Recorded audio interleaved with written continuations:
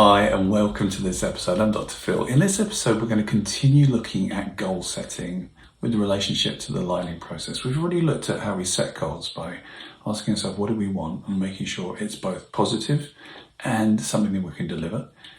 And we've looked at asking ourselves, okay, take myself into the future. What does it feel like when I've achieved this? How will I know? What gives me the information that I made it? So this is checking out what you see, what you hear, what you feel. Now, by doing these two steps, what you're really doing is building a big neurological footprint of this is where I'm going. This is what I want to achieve. This then leads us on to the next few questions, really important questions. First one is what's called an ecology question. So ecology means how does this fit with the bigger systems I'm part of? So if I want to do this, are there any knock-on effects that are good or bad from this? Would everybody be happy with me making this change? Do I have the time to do it? Do I have the impetus, the energy, the motivation, the commitment to do it? Basically, am I prepared to do what I say I'm going to do? So if you say, I'm going to clean out my garden shed, are you really going to do that? Have you got the time? Have you got the energy to do that? Or if you say, I'm going to write that novel, how's that going to fit with your current work? So asking yourself these questions, how does this fit? I'm out for this. Are there going to be any knock-on effects? Is it going to affect anybody in my family and my work?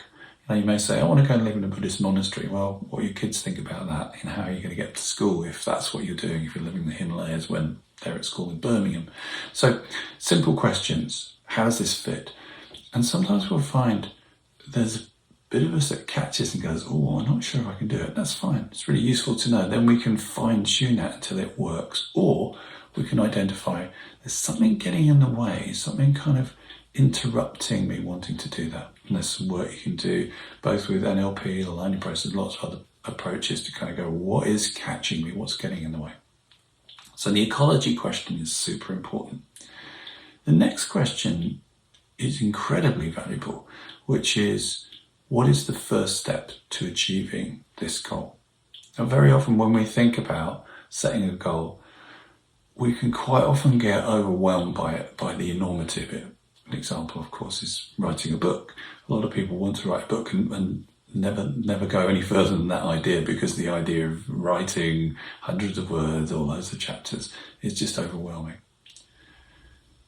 The solution to this is really this incredibly powerful but simple question, which is, what is the first step? What's the baby step? And quite often people will answer this by telling you, not the baby step, but actually step 20.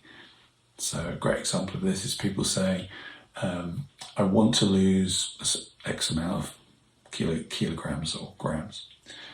And you ask them, what's the first step to that? And they'll go, well, to exercise, regularly, let's say 4 hours a week. And there may be a much simpler step, which is, do you have any running shoes? Do you know what kind of exercise you like? Do you have a personal trainer? All those things may be very much more important than doing this big thing. And when you go, I could buy some trainers, that seems like something that's quite reasonable, quite easily doable, or I could find a gym to go to or find a running buddy. Those things are more simple. So really think about the first step, whatever goal you're looking at. What is your first step? The next question is super important, and it's kind of an interesting question because it seems to be quite negative. The question is, how could you get in the way of making this change?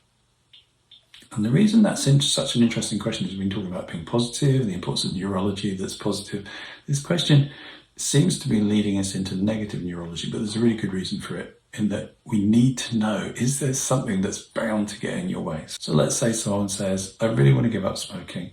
But they also, in this questioning process, they go, but I know where I get into trouble with this is when I've had a few drinks and I hang out with these particular people, I almost invariably start smoking again. Well, that's really useful to know, because if we know these are the kind of danger zones, then we can do some work to help you steer through that in a different way. So being aware of where these places are, where you can get into trouble, where you can trip yourself up, is incredibly valuable. So those combination of questions, working from what do you want all the way through to what could get in the way, and then ending up with, based on everything you said, is it reasonable for you to achieve this? A kind of ending question. such a strategic way of helping make change. They set a goal very clearly, very specific, very measurable results, but probably even more importantly is they're looking at the neurology. Which parts of your nervous system are you lighting up? Imagine for a minute you don't do this and you set a goal that's something like, what do you want? Well, I kind of don't want to feel anxious anymore. I don't want to have that gnawing feeling in my stomach of just feeling that everything's going to go wrong. I don't want to do that. As soon as we're heading down that direction, then neurologically, we're setting ourselves up for trouble. So getting really smart about this is incredibly transformational. So I hope you found that useful. We'll continue some extra skills developed within the lightning process in the next episode.